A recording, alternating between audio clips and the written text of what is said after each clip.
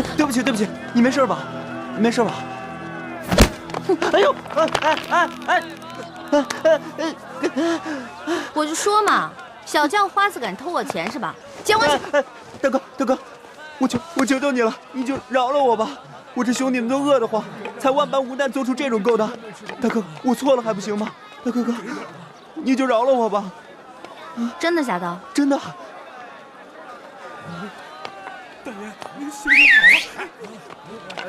小五，怎么了？小五。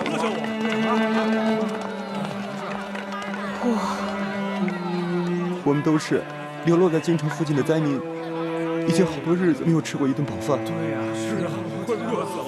我也没吃饭，好久没吃粮食了，就饿死了。行吧，你们跟我走吧。大哥，你这还要送我去见官？啊，见官啊！我呀，请你们吃面去，走，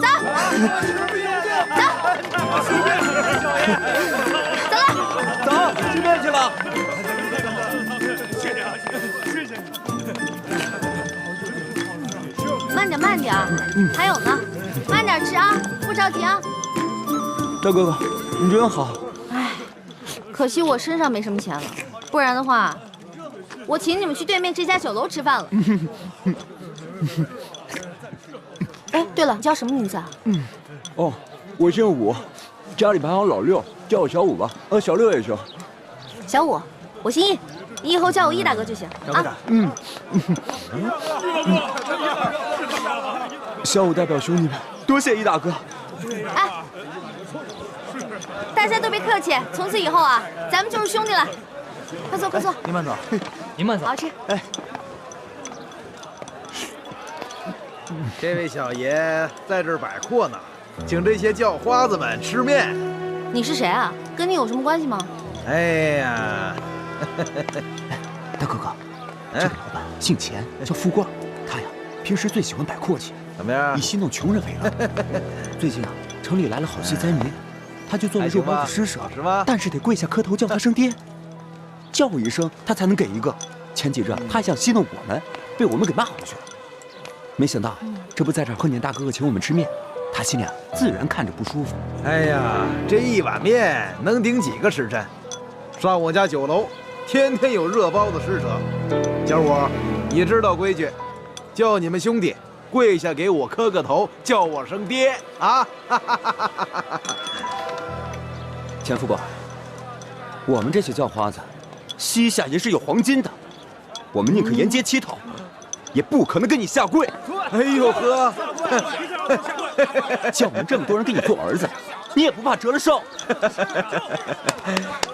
哎，说得好，说得好啊！贫贱不能移，威武不能屈，我就喜欢你这样的。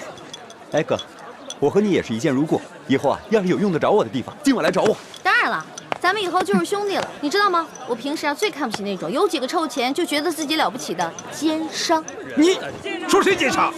哎，谁听着耳朵刺耳，谁就是奸商啊！我说你了吗？听着刺耳吗？那你就是奸商呗！哎，大家看啊，他这是不打自招了。你从哪个犄角旮旯里钻出来的？奸商！敢到太岁头上动土？你看他那样。老大，老大，终于找到你了。你这个小弟大人怎么又找来了？你在这儿请全城的叫花子吃面，一下就传开了，我听到就过来。你来也没用，你又不是叫花子，我不会请你。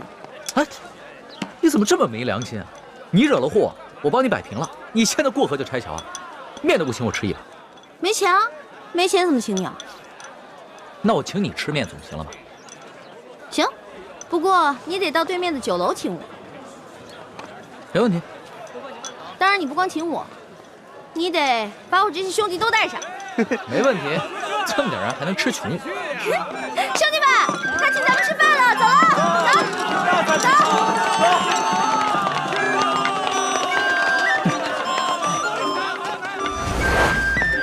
哎呦呵，还真在爷面前摆起阔来了。你以为这城里就你有钱啊？我告诉你啊，把你酒店里好吃好喝的都给我拿出来，让我的兄弟们吃饱喝足，知道吗？好酒好菜倒是有，本酒楼的规矩可不跟外边的小面馆一样，先看一下口袋里的银子够不够，别吃完饭不够付钱的。还我说你眼睛是不是瞎了？我小弟这身打扮像是那种吃了饭不给钱的人吗？这可不好说。我们这酒楼开了那么多年，见的人也多了，这装模作样过来骗吃骗喝的，可不是没有。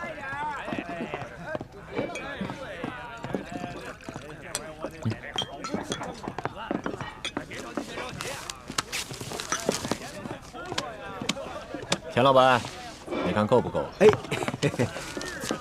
哎呀，够了，够了，够了，够了！小二，来上菜。好嘞，好嘞。陈老板，听说你长期施舍肉包子给穷人，但是有一个条件，就是要让他们跪下来喊你一声爹。我是生意人，又不是这些穷人的爹娘，我每天给他们包子吃，救他们的性命，难道不是他们的再生爹娘？龙小弟，这种人别跟他讲道理，直接比谁钱多最有效。老大说的对。小老板，那我就跟你比一比谁的钱多。要是你的钱没我多，不管你以后行不行善，若是要行善，就不能提任何条件，也不能以欺负穷人为乐。我不止这一家酒楼，这城里所有的酒楼还有珠宝行都是我们钱家的产业。头头，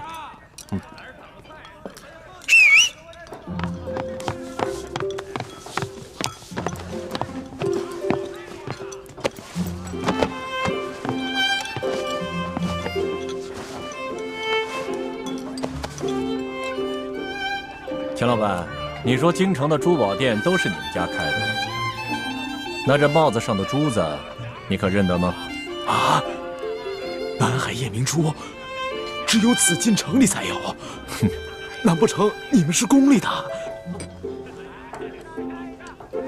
钱老板，你还跟我比钱多吗？小人不敢。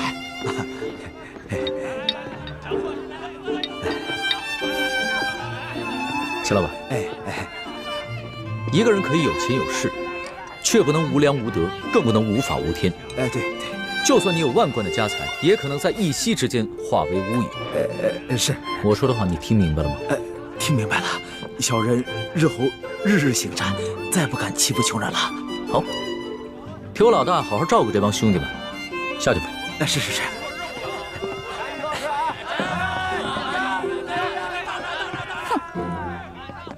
谢谢你啊，龙小弟，没想到一出来竟遇上这些恼人之事。那现在摆完阔了，等会儿请你的兄弟们吃完饭，可以跟我回去了吧？不行，我还想再玩几天。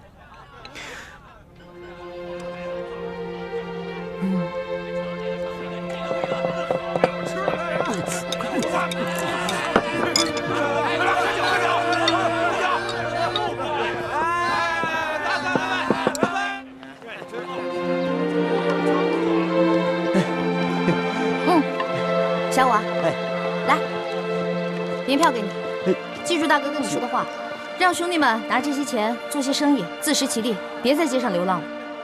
多谢易大哥，小五一定不会辜负易大哥的期望的。我相信你。老大，你现在还想去哪儿？能不能带上我？我想再学习一点江湖经验。江湖经验啊，行啊，那我现在就教你一些真正的江湖经验。小五，走，让开，走开，走开！大龙小弟，谢谢你的宴请啊。下面呢，让你见识一下我兄弟的莲花阵。走远点，走了。速度！对不住了，兄弟，刚才啊，易大哥悄悄捎话给我说，一定要让我帮他逃走，免得你们追他回家，让他去陪伴一个全天下他最讨厌的朋友。对不住了，兄弟。退后，让开！主子，咱们还是回府吧。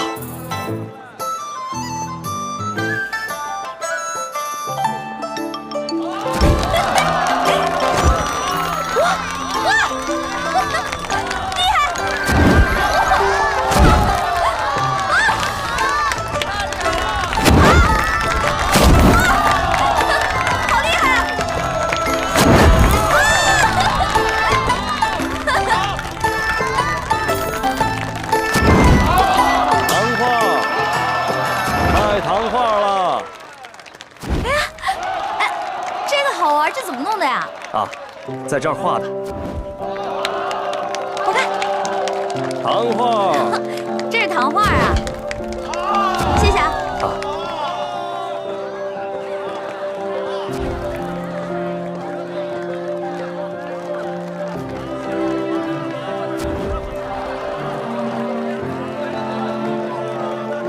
主子，咱们就这样远远地跟着他，这也不是个办法啊。随他吧，在宫里憋了那么久，好不容易出宫一趟，不玩个尽兴啊，他是不会回去的。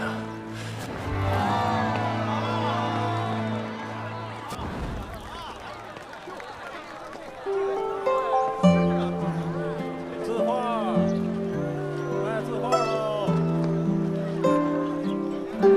山水人物，挑一张你喜欢的。老板，这个我买了。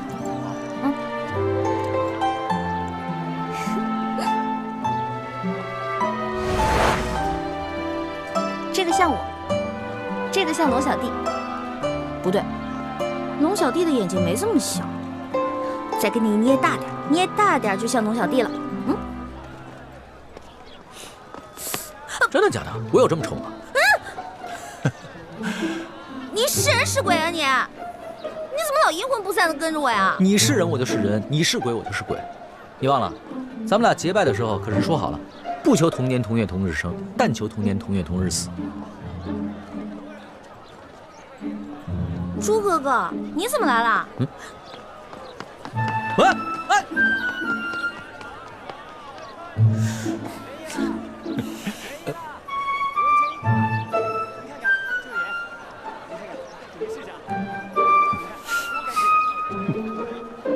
诸位客官，今天可是青楼大会，请进，请进。全城最美貌的女人都在呢，有眼吗？是的。哎，这位小哥，进去玩玩吧。今天全城最美貌的女人都来了。啊，不去不去，你不进去多可惜呀！来都来了，不用。看到好玩的，我包你满意。不满意，你啐我这老脸。来吧。哎呀，来吧！哎呀，进去吧！走。大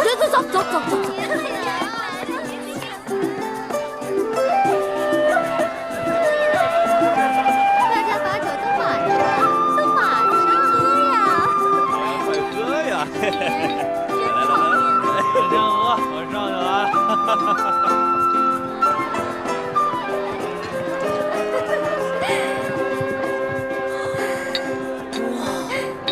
客官，客官，我跟你说呀，我们万花楼的姑娘那是我跟你说，待会儿你一定要好好的听话，别总是一副哭丧，知道吗？莲香嘛，客官你，莲香，恩公救我！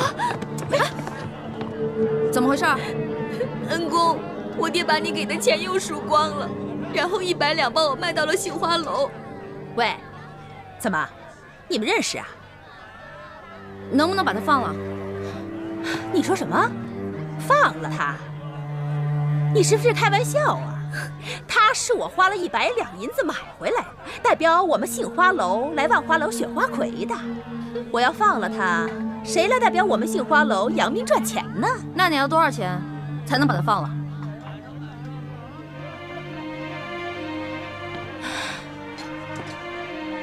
怎么？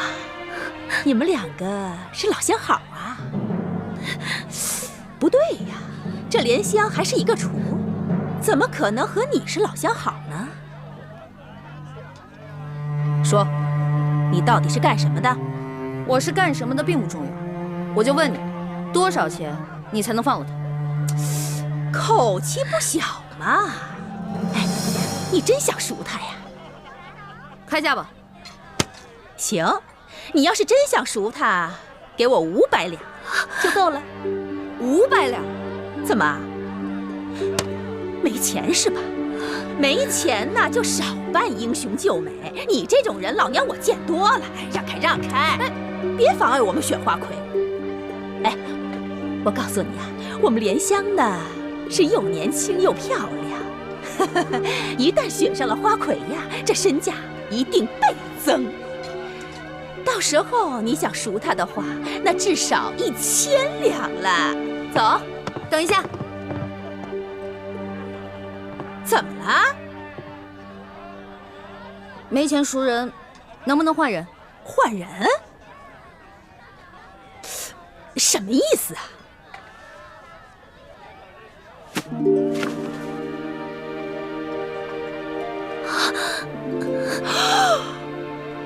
用我换他。我这做了一辈子的生意呀，我差点走了眼了我。没想到你也是个厨啊，还是一个比莲香更美貌的厨。好，你要换她是吧？我答应你。你是女的，姐姐你还是走吧，我不能再连累你了。别说话，莲香，我一定要把你救出来。我们走吧。你这个人呀，太神秘了，我可得小心一点。这万一你中途要是跑了怎么办呢？我可以放他，不过啊，是在你帮我选了花魁之后，我再放了他。好，一言为定。一言为定，走吧，换装去。看好他，走。姐姐，姐姐，来呀！刚刚易欢是在这个地方消失的，也没什么别的路了，肯定是进这万花楼了。主子，今天晚上奴才要带你去这种地方，那老祖宗知道了，非打奴才一顿不可。此事你不说我不说，老祖宗怎么会知道呢？可是，行了，别啰嗦，进去。哎呀，是，守着点啊，别动啊！都在这好好等着。热了。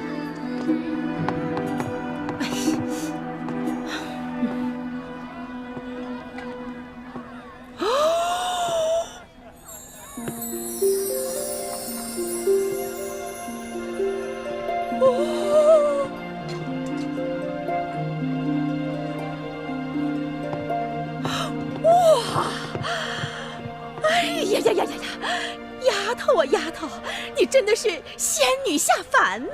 啊，这比去年的花魁呀还美上1倍呢！我跟你说，待会儿一定要给妈妈长脸，一定要把12花楼的花魁给我拿下来。但是妈妈，我能不能先把脑袋上这花给摘了？这花太多了，我戴着难受。不行。那个。欢姑娘，只有这身衣服啊，跟这个头饰啊，才最配你嘛！走，其他候选人都到了，就差你了，快点！到你了，就差你了！成了，你等会儿，快走！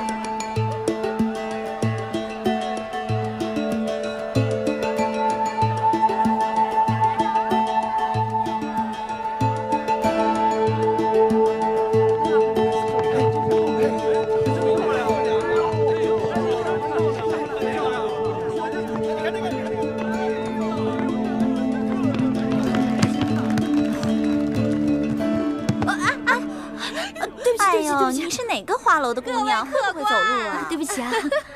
今天全城12大花楼的家人都到齐了，花魁比赛正式开始。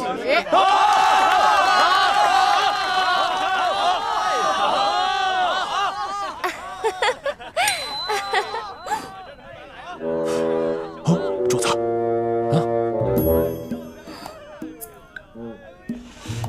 不好，龙小弟追来，这下麻烦了。现在我们有请上一届的花魁，是谁呀？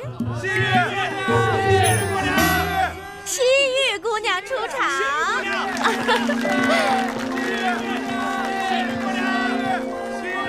这个丫头，真是风不惊人死不休。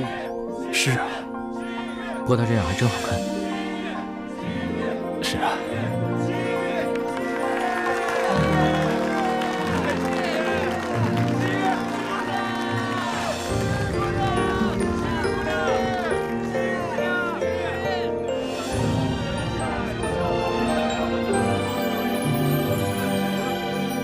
各位客官，如果您中意我们哪位姑娘，便可以从那里拿一朵鲜花放进那位姑娘的花篮里。今天鲜花得的最多的那位姑娘，便是我们的花魁候选人。候选人将会与上一届的花魁一决高低，胜出者便是今年的花魁。好，好，各位客官，就让我们来抛花选美吧。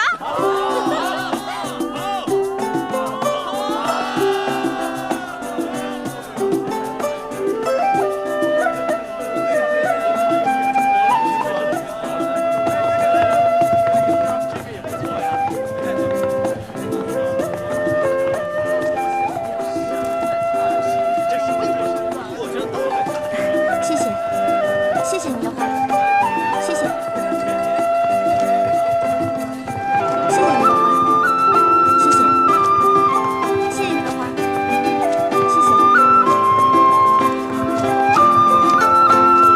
谢谢，谢谢。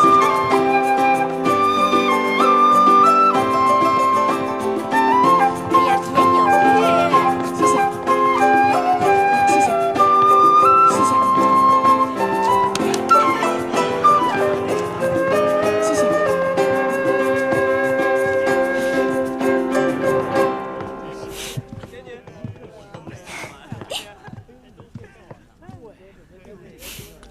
等会儿再跟你算账。多谢这位客官捧场。这朵花是不会给你的。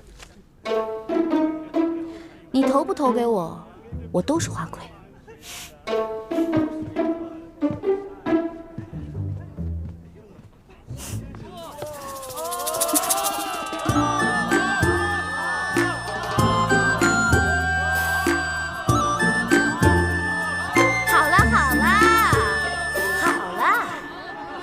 各位客官，经过激烈的抛花选美，结果是……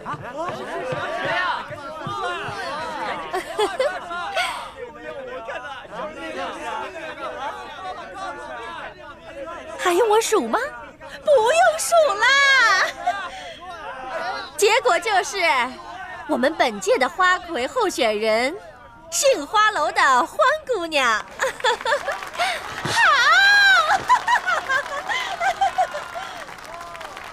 现在由上一届的花魁西域姑娘与本届的候选人欢姑娘进行歌舞比试，谁得的鲜花最多，谁就是本届万花楼的花魁。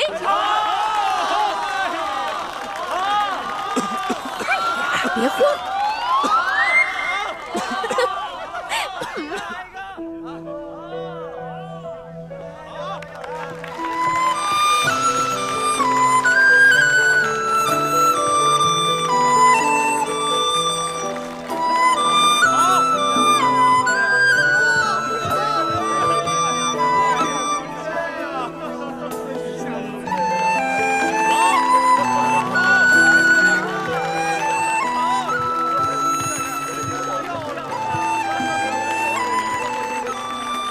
这位客官，可否借一下你的宝剑？你又想干什么？要你管，借不借？如果你要是不借的话，那我就去找别的客官借了。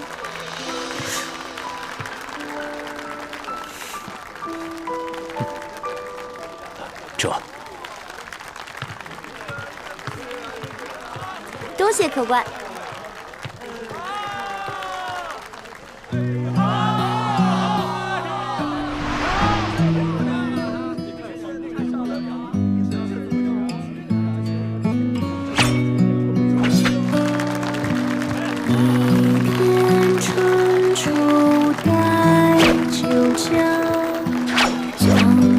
周摇，楼上帘帐，九娘独语叹娘家。风又飘飘，雨又潇潇，何人归家新可抛？影子声调，情字相烧。流光容易把人抛，红的樱桃绿了芭蕉。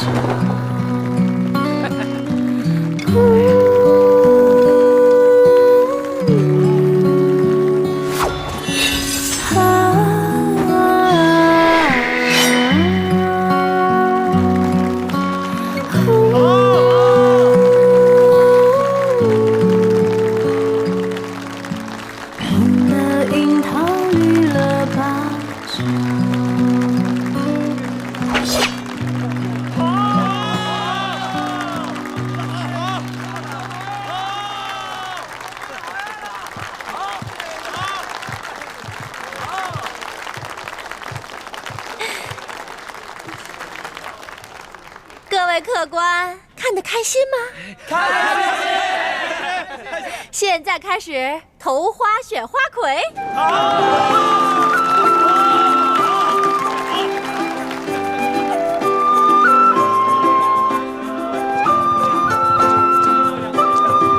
别着急，一个一个来。谢谢。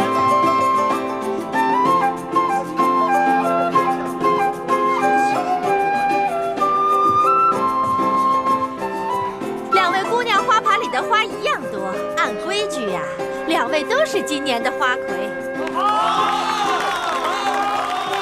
我宣布，今年的花魁是欢姑娘和西域姑娘。慢着！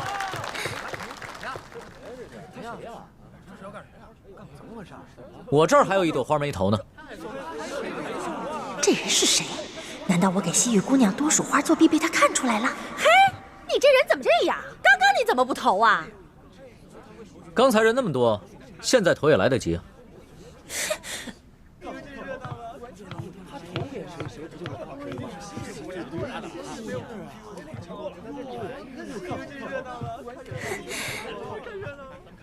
那你这花儿打算投给谁呀？花儿，你今天真的很美。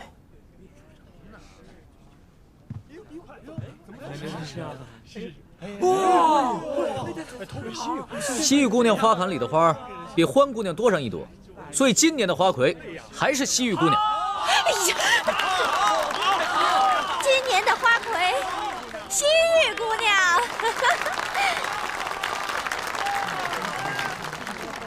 错，欢姑娘也是今年的花魁。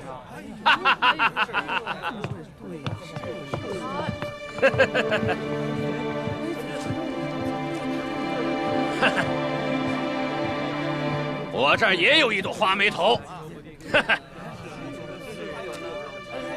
他们现在两个人的红花都一样，所以两个人都是今年的花魁。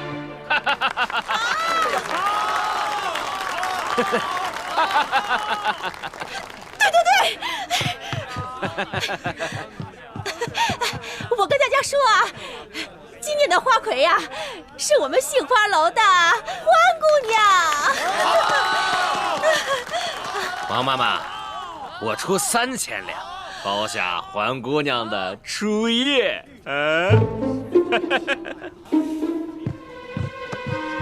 可以啊，贾老板，不过你得先把钱给我。应该的，应该的。贾老板更有钱的嘛。那是自然，我爹是直隶首富。把蓝香给我放了。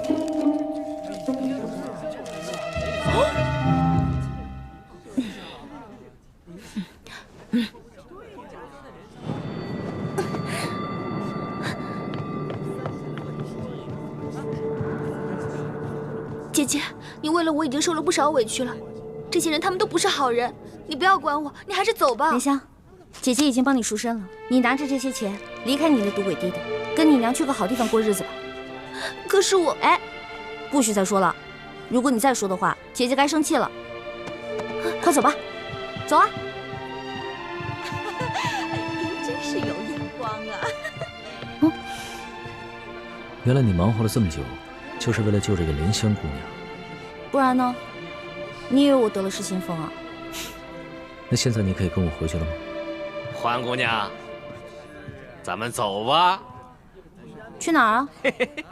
自然是去我们该去的地方，做我们该做的事情。春宵一刻值千金呐！好啊！别过来！别过来！欢姑娘，你这是干什么呀？贾老板，您可真是贵人多忘事啊！之前在您的赌坊，我就赢了您100两银子，今天又让您破费了3000两，真是不好意思啊！原来大闹我赌坊的那个臭小子，竟然是你这个丫头！我是女人，照样可以要你的命。都别过来！再过来我就杀了他！都别过来，别过来！走。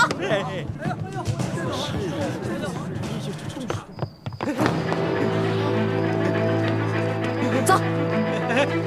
有话好好说啊！你们别过来啊！别过来！黄姑娘，你这……走！哎呀，老远，愣着干什么？追呀！追！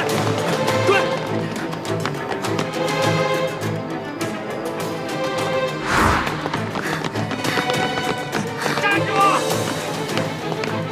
追！站住！站住！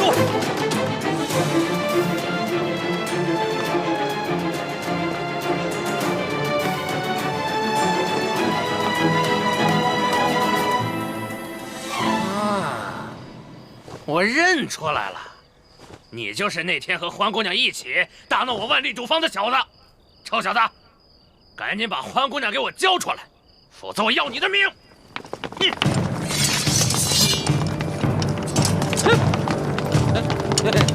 各位官爷，是不是搞错了？我可是直隶首富的儿子，我叔叔是京城的二品大员，该抓的是他们啊！该抓的是他们。直隶首富，二品大员，那算什么？我们家主子可是全国第一首富，这大清朝的第一大官儿。哎呀，大清朝第一大官儿，你以为他是皇帝老子呢？啊！贾老板，很不幸，你猜中了，我们家主子正是当今皇上。不是，跪下！万岁爷饶命！万岁爷饶命啊！万岁爷，小的有眼无珠，有眼不识泰山。你大人大量，放了我吧！囚徒在，把这危害一方的恶霸拿起来，送到刑部审问，再查一查他的叔叔和爹爹是不是做过什么违法乱纪之事。这，把他那爪子给我剁了！住！哎呀，万岁爷，饶命啊！万岁爷！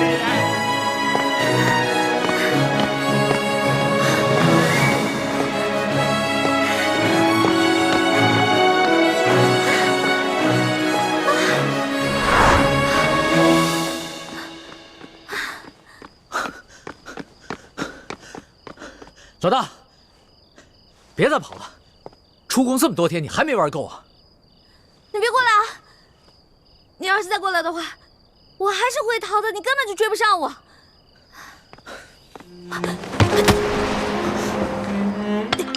老大，龙小弟，别再跟着我了，赶紧跟索大人回宫吧，外面不比宫里安全。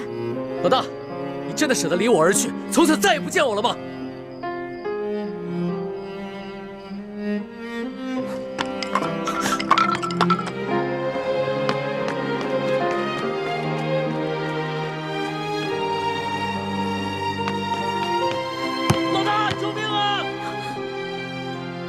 我怎么听到龙小弟的求救声了？龙小弟该不会使诈吧？可是万一他真的遇到危险怎么办？不行！住手！龙小弟，站住！你再过来，我就杀了他！好，我不上前，你别动他。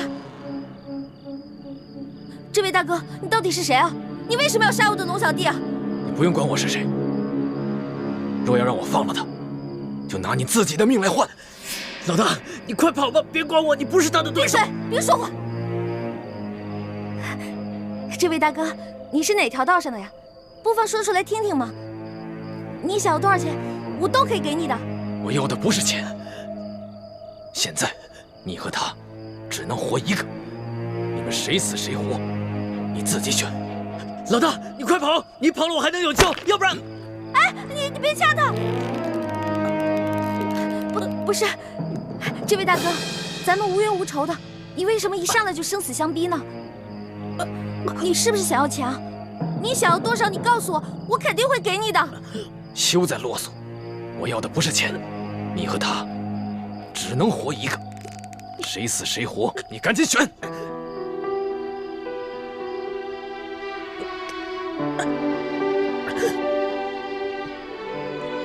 我没办法选。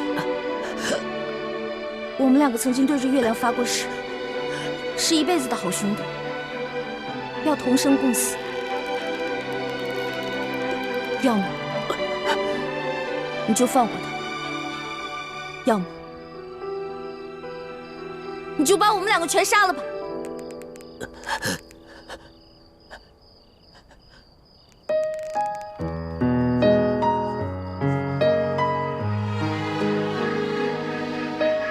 你真的愿意和他一起死？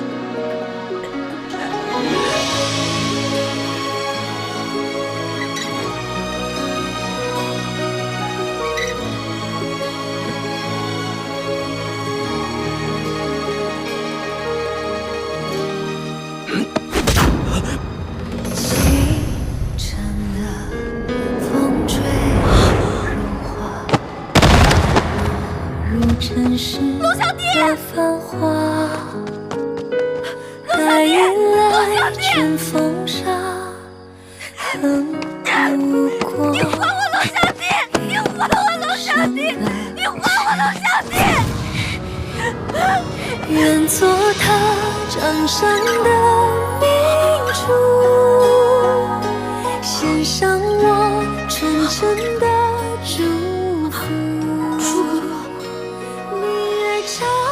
朱哥哥怎么是你啊？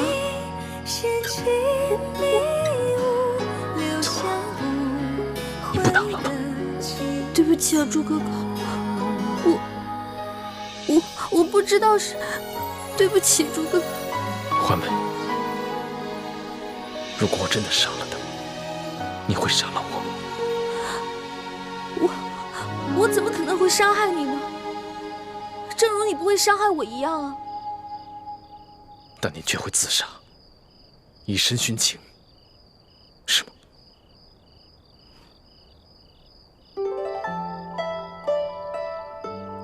你想听我说实话吗？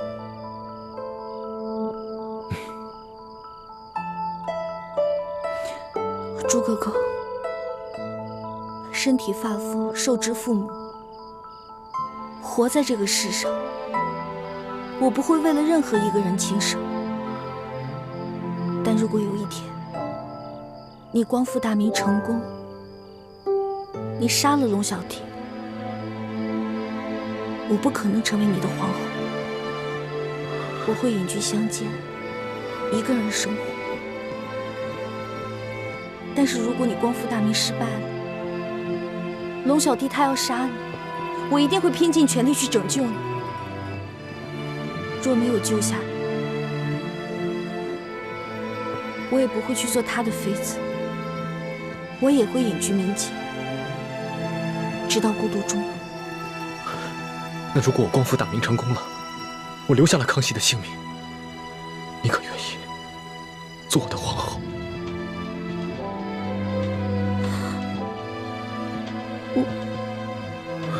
算了，我不逼你了，我不想看你为难的样子。如果那个时候光复大明真的成功了，我也听凭你的意愿，绝不勉强。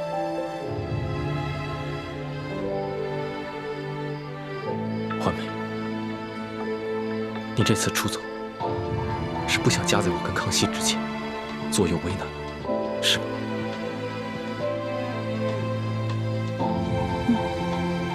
但你还是放不下他，否则以他那点追踪的本事，他不可能一直跟得上你。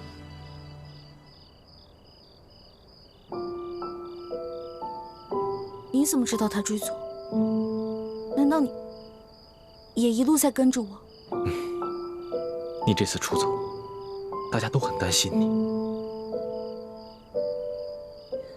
对不起，朱哥哥，我错了。别说了，听我的话，赶紧回去吧。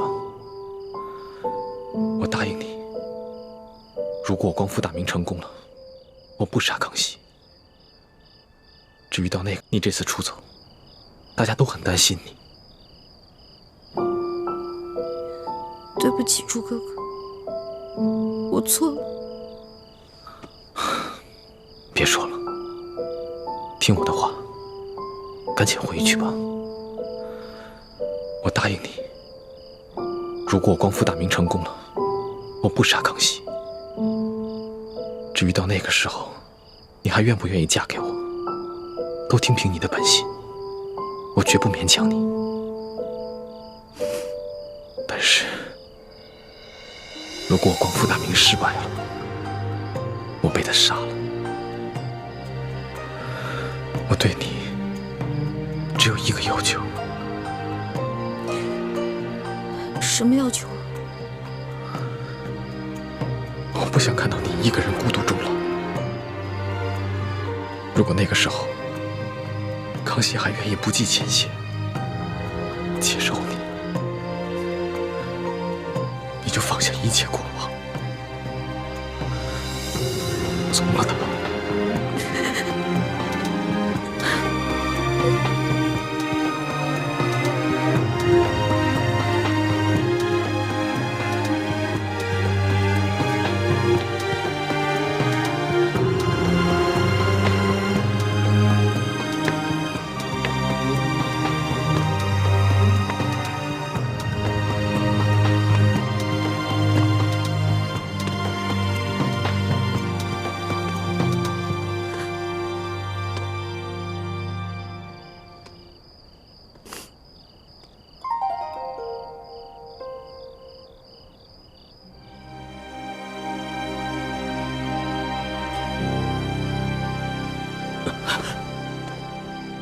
老大，我们还活着吗？还是都死了？俗话说得好啊，好人命不长，坏人活千年。你怎么可能那么容易死啊？我有点晕，你先让我躺一会儿。起开，别再装了啊！不是，哎，老大，谁救了我们呀？谁救了你？当然是老大我了。不可能吧？那个黑衣人的武功，你根本就比不上。我在他手底下，最多也就过3招，你最多10招了。不能智取啊！我打不过他，我想招啊，我聪明啊，我在我手上抹毒，我跟他过招的时候，把毒药趁机抹在他手上，结果他就中毒了。所以啊，他为了换取解药，就把我们2个放了。现在指不定在哪个地方运功排毒呢。要这么说的话，我就信了。论你这旁门外道啊，我老大绝对是天下第一。老大，你又救了我一回，你要怎么感谢你啊？别缠着我就行，我就谢天谢地了。你还没玩够啊？老大，我知道你是觉得我听信了宫里的谣言，所以才生我的气，是不是？我保证，我以后再也不听信谣言了。真的？真的，我不仅是你的龙小弟，我还是真龙天子，金口玉言的。那我也不想再回到那个大鸟笼子里了。你不回是吧？你不回，别怪我赖账啊。赖什么账啊？在山西的时候，我可是欠了你一大笔账。我的利息可高了，你还得起吗？老大，你可不要趁火打劫啊！趁火打劫？全天下哪有你这个皇上厉害？大明内乱，你们大清趁机占领了大明的整个江山，老百姓刚刚经历了战乱，想过上几天好日子，可你们呢？朝中权贵搞起了圈地，各地的官吏设置了各种关卡，变相的收取各种赋税，你们这才叫做趁火打劫，一本万利的勾当呢！我怎么了？我说错了吗？我说的都是实话。龙小弟啊，其实这就是我要的利息。你要记得曾经答应过我的那些话：消除贵族特权，割除积弊，整顿吏治，让全天下的老百姓过上好日子。好，我答应你，这个利息我一定还。你就不想监督着我把这笔账给还了？皇上果然是天底下最无赖的人。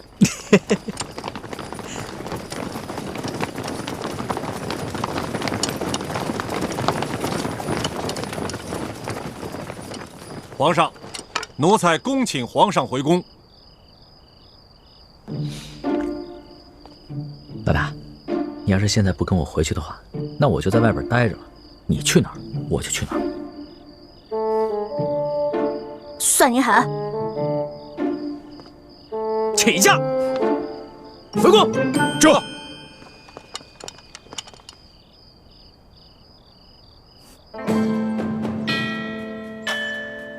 皇上回宫了。回太皇太后，皇上啊是昨儿夜里回来的。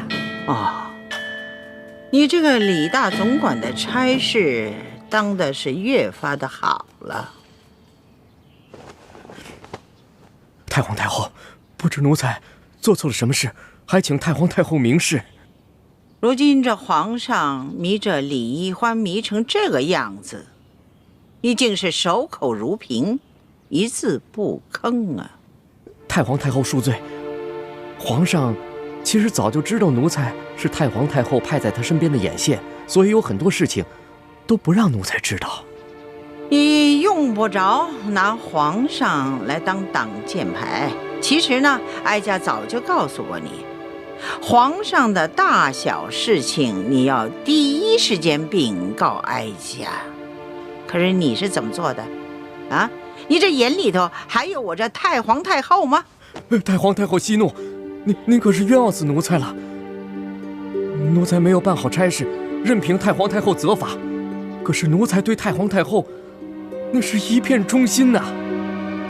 行了，起来吧。谢太皇太后。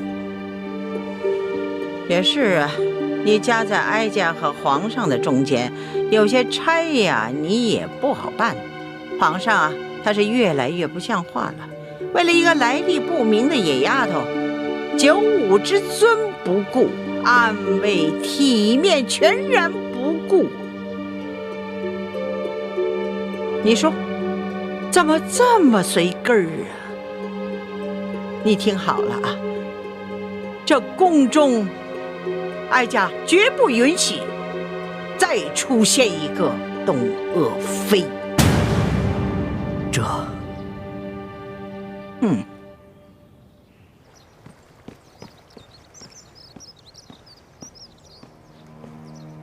奴才索额图，给皇后请安。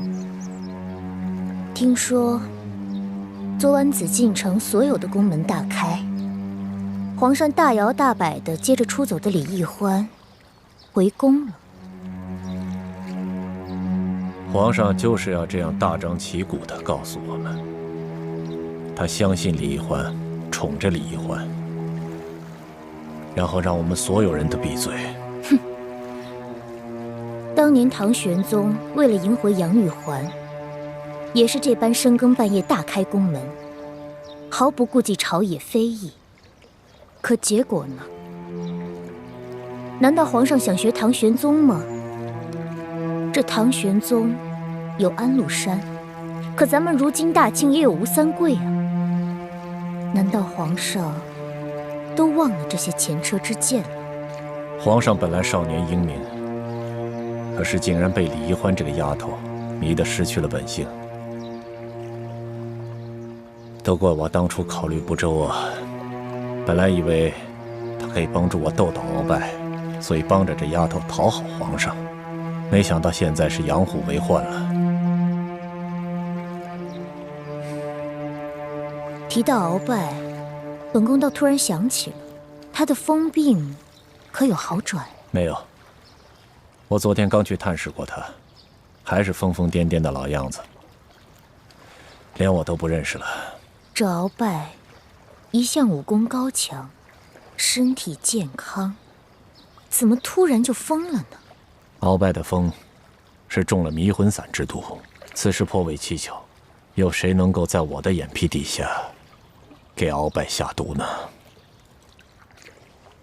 这毒疯鳌拜的人，会不会就是李太医？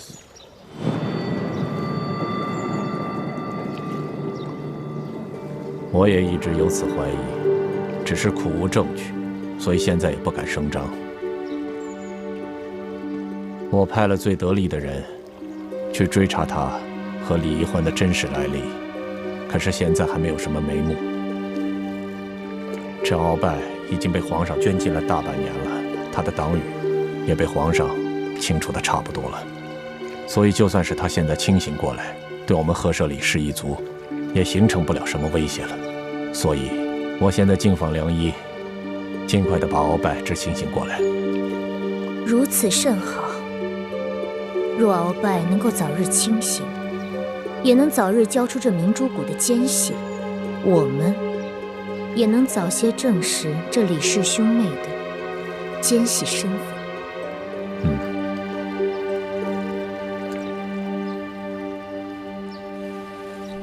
这易欢简直是胡闹，也不跟我们商量一下就擅自撤离，这岂不是叫康熙索额图更加疑心了吗？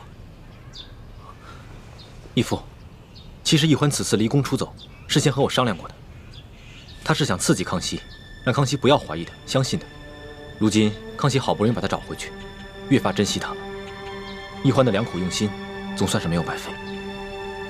易欢居然有这样的心机了，这孩子以前可不是这么会算计的。也许他在宫中待了这大半年，让他成长了不少啊。眼下清廷跟吴三桂还没有正式的翻脸，就算他们真的开战了，我们也需要大量的军情。其实一直以来，我们都想要在清廷里安插自己的眼线，可经过这么多年的努力，都未能进入核心。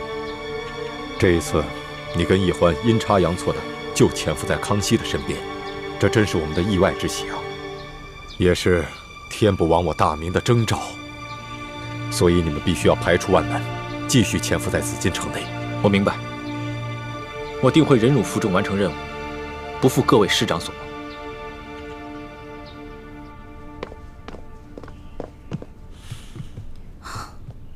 哇，这么多奏折，你得批多少天啊？3天3夜都批不完。你还说呢？这不都怪你啊！大不了我陪你忙3天3夜呗。老大，这一次，这要是不出宫追你的话，你是不是真的就再也不回来了？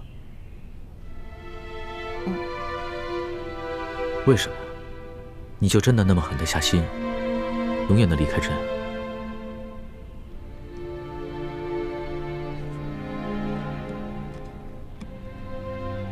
老大，你从前都是古灵精怪、叽叽喳喳的，突然之间变得这么心事重重、沉默寡言，说实话，朕的心里有些不安了。龙小弟啊，我刚开始认识你的时候，我就冒充你的老大，我喜欢保护你，真心想保护你。到后来我知道你是皇帝，知道你居然是全天下最有权势的人，而你呢，也继续任由我当你的老大。现在想一想，还真的有点可笑，不自量力呢。谁说你不自量力了？谁说你可笑了？就是因为别人一直都在想应不应该爱朕，应不应该保护朕，应不应该讨好朕。可是你呢？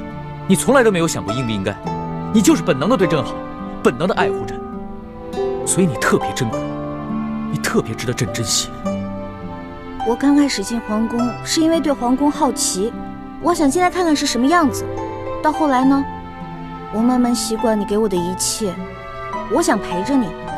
可是后来渐渐的，我对皇宫有了恐惧，我想逃离，我害怕。而且，就算你总说你心里很珍惜我，你喜欢我，可是我时常能感觉到你的心在动摇。你每一次动摇，都让我特别害怕，就更想逃离了。你看看，你又在倒打一耙。朕什么时候动摇过？明明是你一直在拒绝朕，一直对朕若即若离。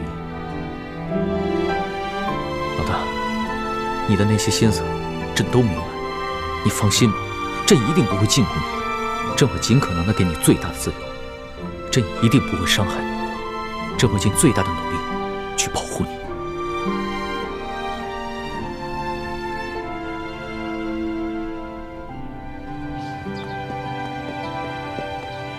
石树姑娘，你不是都已经走了吗？你还回来干什么呀？叔父，对不起啊。我也不知道怎么了。我本来已经下定决心离开龙小弟了，可看到他不顾一切出宫来找我的样子，我心里就又动摇了。哎，你们这些年轻人啊，真是拿你们没办法。看来我得抓紧时间，找个风水先生，给自己先挑一块好点的墓地，把自己的后事料理好算了。哎，叔父，不过您放心，我跟朱哥哥绝对不会连累您的。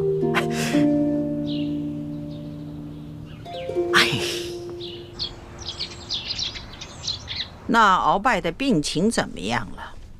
回太皇太后的话，奴才已经安排人全力的在救治鳌拜了，可他的病情始终是不见好转呢。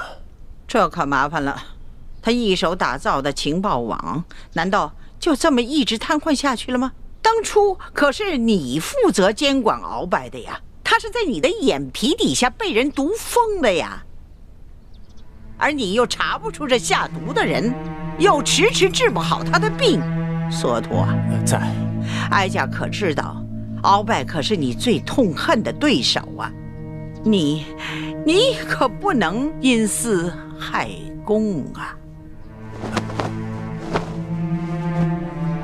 太皇太后，您真的是冤枉奴才了。奴才虽然和鳌拜一直有些不和，可绝对不会因私害公，公报私仇啊。这其实毒害鳌拜之人，奴才一直有一个怀疑的对象，可因为苦无证据，所以不敢说出来。哀家信你，你但说无妨。多谢太皇太后。其实奴才监管鳌拜府邸的时候，这李太医却可以凭着皇上的密诏，自由地进出鳌拜府邸。如此大事，你为什么一直隐瞒着不报？太皇太后，这皇上一直对李氏兄妹宠信有加，奴才手里没有真凭实据，岂敢胡言乱说呀？再说了，这李太医拿着皇上的密诏，皇上会不会在暗中对他有所交代？奴才也把握不住，所以就糊涂啊！皇上即使是有此念头，也是在鳌拜交出情报网之后啊，他岂能如此沉不住气呀？对，是奴才一时糊涂了。传言说李氏兄妹是反清联盟的奸细，鳌拜要是真的是被李太医毒疯的，那他兄妹二人的身份就更可疑了。索陀，奴才在，你一定要继续的想办法，全力的医治好鳌拜。奴才谨遵太皇太后懿旨。起来吧。这。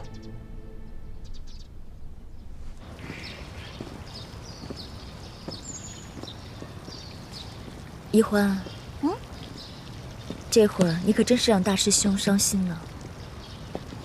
我就是因为不想让他伤心，所以才选择出走的。傻妹妹，你要说我嘛，已经了无牵挂，倒是可以一走了之。是我自愿继续留在宫里协助大师兄，而你，就算大师兄肯放手，你爹和诸位师长，他们能放手吗？你又能逃到哪儿去呢？雪姐姐，别老提这些让我心烦的事儿了。啊，我想明白了，反正我也改变不了什么，与其愁白了头发，不如好吃好喝的过好以后的每一天呢。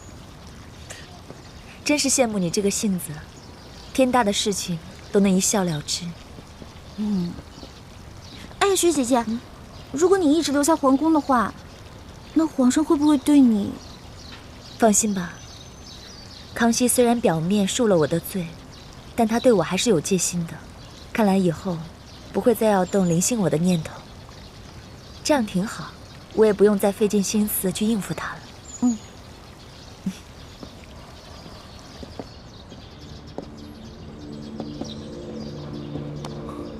环佩，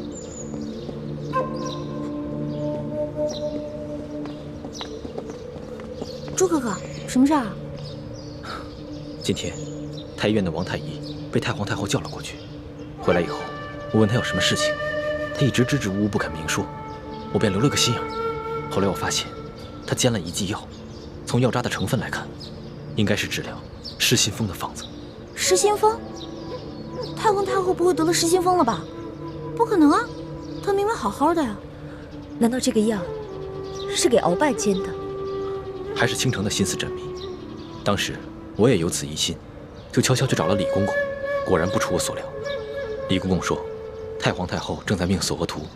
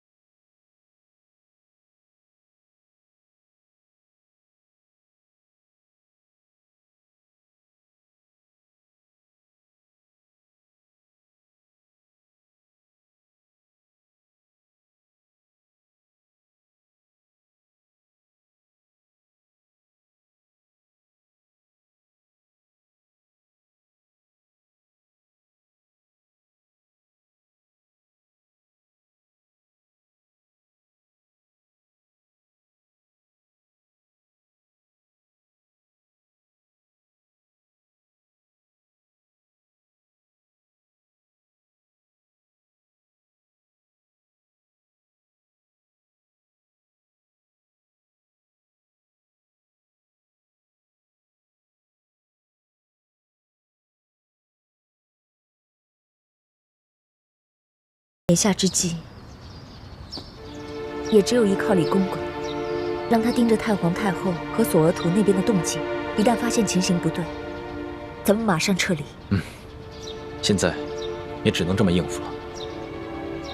环梅，我有点后悔了，我不该劝你回来的。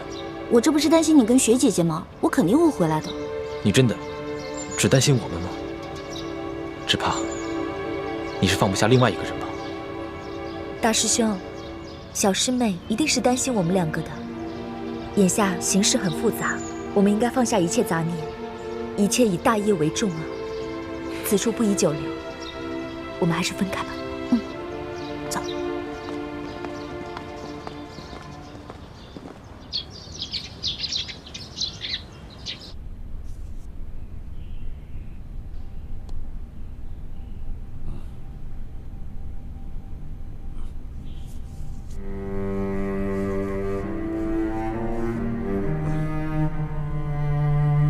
彭元帅，在。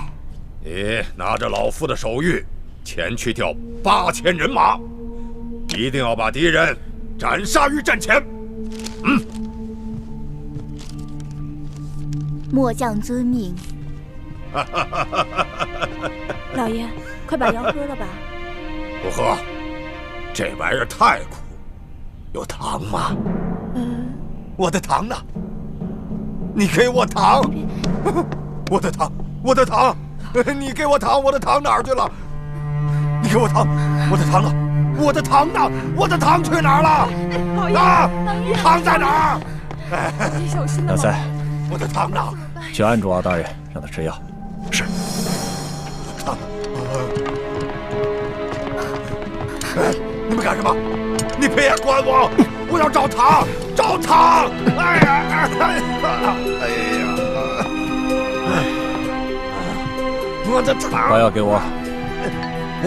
放开我！我的要糖！你们都想害我！鳌拜，该吃药了。听话。我不喝药，我要糖！把这碗药喝了，我就给你糖吃，好不好啊？你给我糖，我不喝药。鳌拜啊，这药啊，是太皇太后亲自让太医院的院判为你配制的药，你可不要辜负了太皇太后的一片心意啊！来，乖乖的把药喝了，喝。太皇太后，对啊，太皇太后。太皇太后，哎，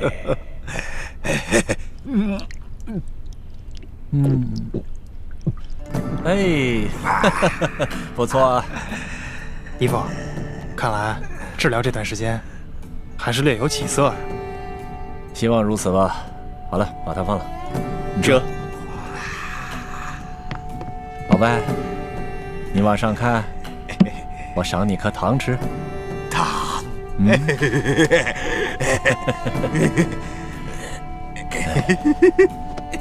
好呗，虽然你是我赫舍里氏一族的大敌，我的糖，现在看到你这么疯疯癫癫的，我还真有点于心不忍。哪儿去了？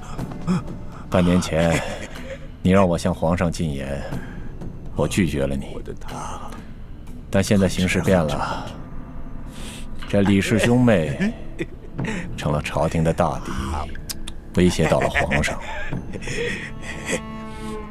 看来我不得不放弃前嫌，全力救治你了。我可不想真的成为大清的罪人呐！太皇太后，太皇太后，太后太后，皇太后，太皇太后。经过最近一段时间的治疗，这鳌拜的病情虽未痊愈，但已经渐渐的好转了啊。虽然他现在还是有点胡言乱语，可是今天我提到太皇太后对他的病情关心，他竟然有了些反应啊！嘴里不停地念叨着“太皇太后，太皇太后”。原来如此。李德福，奴才在。你陪哀家出宫一趟，不必大张旗鼓，别让皇上知道。这，太皇太后，您这是要去见见鳌拜吗？正是，哀家得去见见这个人。你们这些宿敌，他可能认不得了，但是哀家和他却是有一辈子交情的人了，说不定他见了哀家就能清醒过来。